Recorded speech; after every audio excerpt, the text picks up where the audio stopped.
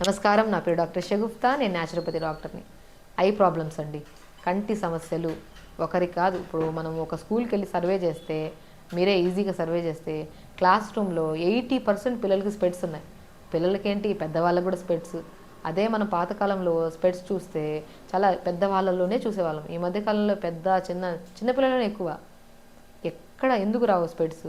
పొద్దున్న లేచినప్పుడు సాయంత్రం వరకు మొబైల్ కళ్ళు ఆర్పకుండా చూస్తున్నారు పిల్లలైతే. సైట్ పెరగడమే పెరుగుతుంది కానీ తగ్గడం లేదు. ఇంకా కొంతమందికి అయితే ఇంకా సోడా బుడ్డి కంటెద్దాలు అంటారు, ఇంకా ఇంత మందంగా ఉంటాయి ఆ కంటెద్దాలు, అవి పెట్టుకుంటున్నారు. సో కాబట్టి అధికంగా మొబైల్ యూజ్ చేయడం వల్ల, స్క్రీనింగ్ ఎక్కువైపోవడం వల్ల మనకి స్పెడ్స్ వస్తే పిల్లలకి దయచేసి స్క్రీనింగ్ తగ్గించండి. దానివల్ల కొంతమంది ఒక ఒక ఒక సైడ్ కంటి చూపు తగ్గిపోయి ఎన్ని రకాల ట్రీట్మెంట్లు చేయించుకున్నా కూడా కంటి చూపు రాక ఎంతోమంది ఇబ్బంది పడుతుంటారు. కాబట్టి స్పెషల్ రిక్వెస్ట్, ఎందుకంటే నా దగ్గరికి వచ్చే ఐ ప్రాబ్లమ్స్తో వచ్చే ఎంతోమంది పిల్లల్లో ఫస్ట్ నేను ఐడెంటిఫికేషన్ చేసింది మొబైల్ యూజింగ్ ఎక్కువగా ఉంది. అది కూడా దగ్గరగా టీవీ చూసినా కొద్దిగా దూరంగా చూస్తారు. మొబైల్ అంటే ఎదురుగా పెట్టుకుంటారు, పడుకుంటున్నప్పుడు ఈవెన్ తింటున్నప్పుడు కూడా మొబైలే ఉంటుంది. చిన్నపిల్లలు అయితే అన్నం తినట్లేదని చెప్పి మొబైల్ ఎదురుగా పెడుతుంటాము, మనం పెడుతుంటాం. దానివల్ల డైజెషన్ ఇష్యూస్ వస్తాయి.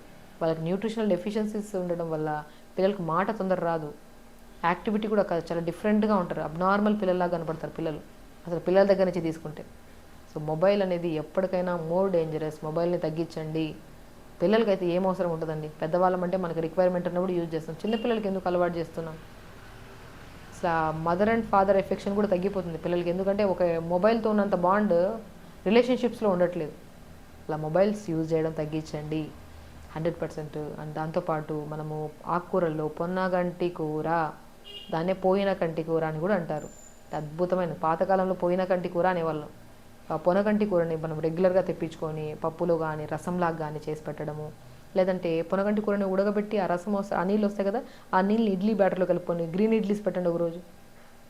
ఒకరోజు రసంలాగా చేసి రసం పెట్టండి. చిన్న చింతపండు, కొద్ది జీలకర్ర, కొద్ది వెల్లుల్లి వేసి మంచిగా రసం పెడితే పొనగంటి కూర రసం ఎంత బ్రహ్మాండంగా ఉంటుందో. మునగాకు ఇంకా అద్భుతంగా పనిచేస్తుంది కంటి సమస్యకి. మునగాకు రెగ్యులర్గా తీసుకునే వాళ్ళలో పిల్లల్లో నరాల బలహీనత ఉండదు, ఫేస్ పాడవ్వదు, హెయిర్ అసలు వైట్ హెయిర్ రాదండి. మునగాకుని మనం రెగ్యులర్గా అలవాటు చేసే పిల్లలకి వైట్ హెయిర్ సమస్య రాదు. ఇప్పుడు వైట్ హెయిర్ అంటే ఇప్పుడు 10 మందిని తీసుకుంటే దాంట్లో 8 మంది వైట్ హెయిర్తో సమస్యతో ఇబ్బంది పడుతున్నారు.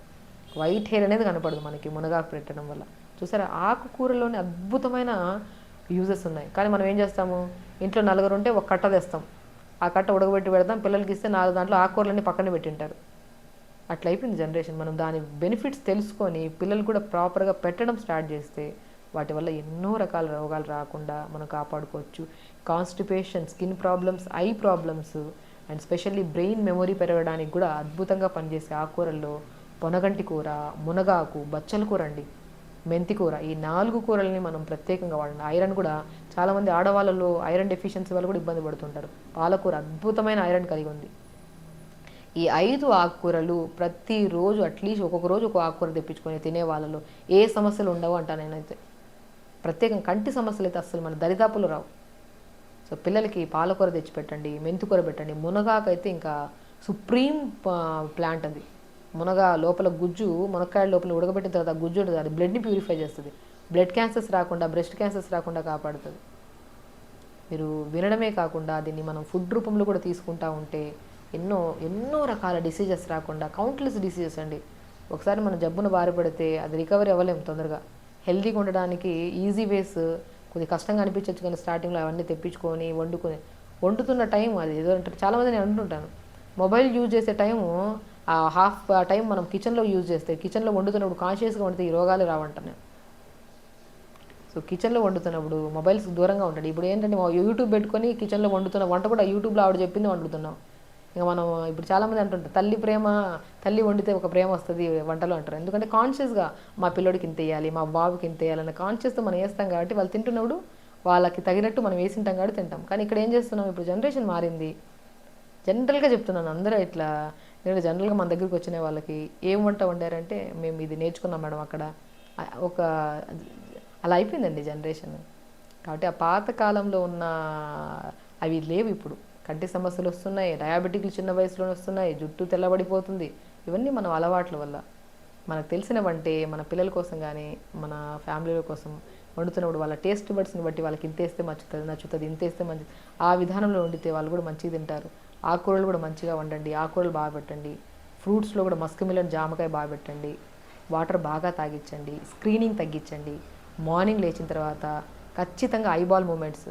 మనము మనిషికి 4-5 రోజులు అన్నం తినకుండా ఒక చోట మూలను కూర్చుంటే నిస్సత్తుగా నీరసంగా అయిపోతాడు. అదే మూమెంట్ ఉంటే యాక్టివ్గా ఉంటాడు. ఇప్పుడు కంటికి మూమెంట్ ఉండాలి. కంటి చుట్టూ ఆ మజిల్ ఉంది కదా, ఆ మజిల్కి మూమెంట్ లేకపోతే ఎంత నిస్సత్తువ అయిపోదు నర్వ్స్ అన్ని. కంటే I up down sides clock wise anti clock wise rotations చేసుకొని మార్నింగ్ లేచాక ఇలా మంచిగా రబ్ చేసుకొని ఇలా పెట్టి పొద్దున్న లేచిన వెంటనే ఒక 5 నిమిషాలు, సాయంత్రం ఒక 5 నిమిషాలు చేసుకొని ఆకుకూరలు బాగా తీసుకోండి, వాటర్ బాగా తాగండి. అప్పుడు చూడండి 100% మీ బాడీలో ఒక ఐ సంబంధిత ప్రాబ్లం కోసం చేస్తే నరాలు స్టిమ్యులేట్ అయ్యి బాడీ మొత్తం యాక్టివ్గా ఉంటుంది. ఏ రకమైన రోగాలు మీకు రాకుండా కూడా మనం కాపాడుకోవచ్చు బాడీని. కాబట్టి హెల్తీగా ఉండండి, హ్యాపీగా ఉండండి. నమస్కారం.